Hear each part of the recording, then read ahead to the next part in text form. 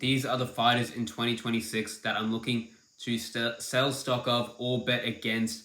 Fighters who I think are in a position in the rankings where they are most likely to lose their upcoming fights and could lose multiple times, and that I am looking to bet against in 2026 throughout the year. And first one is going to be Joaquin Buckley. Now, I know this is probably not the best spot to buy him at because he did just lose against Kamaru Usman, but I just think this guy is not that good, and it's as simple as that. Joaquin Buckley, what he has going for him, his athleticism, his power, and his boxing inside the pocket is dangerous, but I don't even think it's that effective. And going into that Usman fight, if you're going to make the perfect matchup for Joaquin Buckley, I think it's a very old Kamaru Usman who's coming back over a 2-year layoff. And I know Kamaru Usman is great and all, but I don't think that is a fight that Joaquin Buckley should have lost. Joaquin Buckley, his main skill set is that he has explosive takedown defense and he's explosive on the feet. So going into that matchup, you're thinking, all right, he can stuff Usman's takedowns and he can outstrike him on the feet and probably even find a finish. But in that fight, his grappling looked horrible. And on the ground, he literally did not look like he knew what he was doing at all. And in welterweight, the matchups he's going to be fighting against are guys like Sean Brady, Shavkat Rakhmonov, even Michael Morales, Belal Muhammad. All these guys can grapple. So if he's getting... And it's not the fact that he got taken down by Usman. Usman's a great wrestler. It's the fact that on the ground, he just could not get back up, which was super disappointing. For a guy that's meant to have good takedown defense, I don't see it improving that quickly.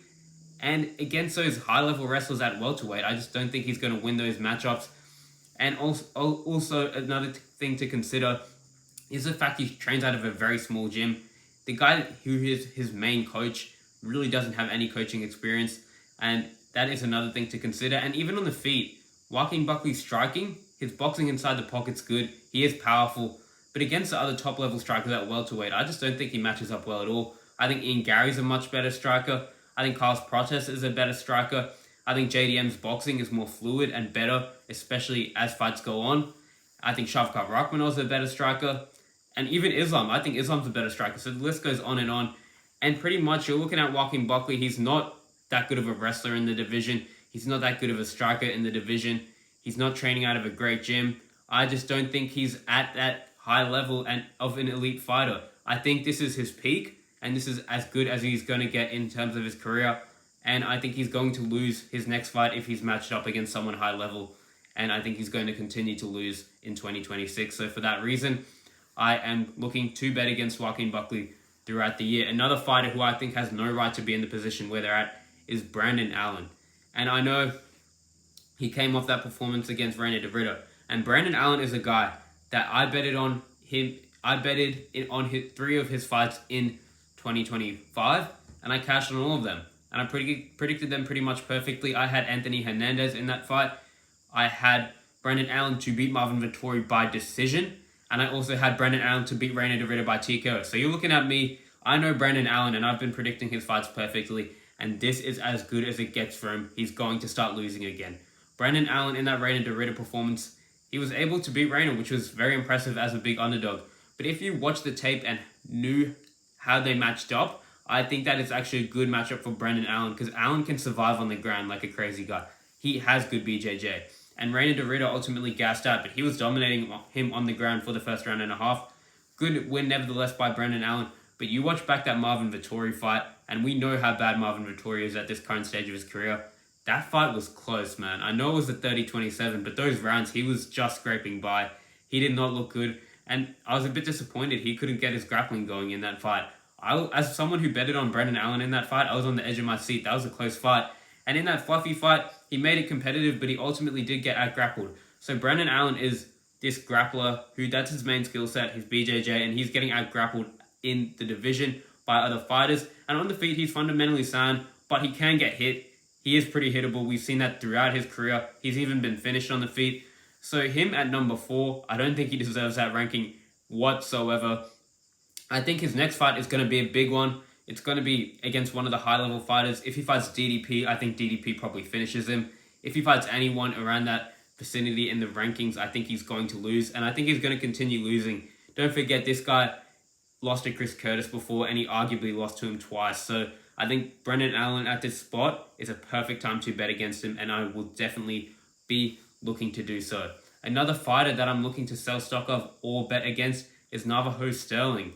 Now, I've betted on Navajo Sterling in every single fight in the UFC, and this guy just continues to disappoint me. And I like Navajo Sterling. I like how he's in good shape. He trains at City Kickboxing. And I've been trying to believe in this guy as a prospect, but I don't see it, man. That Tuco Tucos fight, Tuco Tucos was literally getting hit. He was shelling up. He was there to be finished. Over the 3 rounds, he couldn't finish him, which was pretty disappointing. His next fight against Ivan Erslan, that fight was very close for 2 rounds. It almost looked like he was about to get forward checked and could have lost. He ended up finishing that fight strong. He rocked him pretty bad, so that gave me a bit of hope that he is improving. But that was still a very close fight, and he didn't look that good either. And against Rodolfo Bilardo is so hittable, and I'm disappointed that he hasn't been able to get any finishes. I don't think he has much finishing potential at all. And if you just watch him fight using the eye test, he doesn't have much flow in his striking. He gets hit quite a bit. He looks a bit awkward in there at times. The main thing he has going for him is just his pure athleticism and him being a good athlete. But other than that, he's been getting favorable matchups and he can't find finishes. So I think as long as he's fighting these low levels of competition, he should be all right. But I expect him to take a step up in competition at some point in 2026, and I expect him to lose. And the odds makers have quite a lot of respect for him. He has been a pretty big favorite in every single one of his fights. So I think I could probably cash on his opponent as an underdog if he fights him. I think if he fights someone like Volkan Oezdemir, someone along those lines, he will lose, and he will lose pretty badly. So for those reasons, if he gets a step up in competition, I will definitely be looking to bet against Navajo Sterling in 2026. And another fighter I'm looking to bet against, this pains me to say because he is my favorite fighter, but that's Curtis Blades. Now, a few years ago, 2020, 2021, the Curtis Blades that fought Alexander Volkov, where he was able to beat him. Even against Derek Lewis, he got caught, but that version of Curtis Blades, in my opinion, is long gone. He hasn't got a takedown in a very long time before his fight against Rizvan Kuniev. He was very lucky to win that fight, and he's number 5 in the heavyweight rankings, but I just think he's not good anymore, and it pains me to say this because he has been my favorite fighter for a long time. I don't know why, I've just always liked him as a fighter, as a person, but I think Curtis Blades is going to start losing pretty badly and probably get knocked out again. Like, his striking in that fight didn't look good. He can't get his takedowns any more consistently, especially against the better levels of heavyweights. So if he's not fighting some absolute blob, I think they're going to be able to defend his takedowns. And on the feet, he just looks scared. He looks timid. His chin is not very good. And I think he's going to get TKO'd like he has throughout his career. If they match him up against someone like Wilder Cortez Acosta, for example, I think he finishes him. I think Ante D'Elia finishes him. I think a lot of these guys will finish him. So, Curtis Blades, I am looking to definitely buy some stock against him or bet against him throughout this year. I think he's going to have quite the decline. And now this isn't the end of the series, but this is the end of it for this video. So if you want the rest of the breakdown, along with tape study sessions, full fight breakdowns, and early alerts before the odds move for 2026, that will all be posted in my private community, MMA Betting Beast Premium. So if you want access to that, the link is in the comments down below or in the bio, and I'll see you inside. Let's go.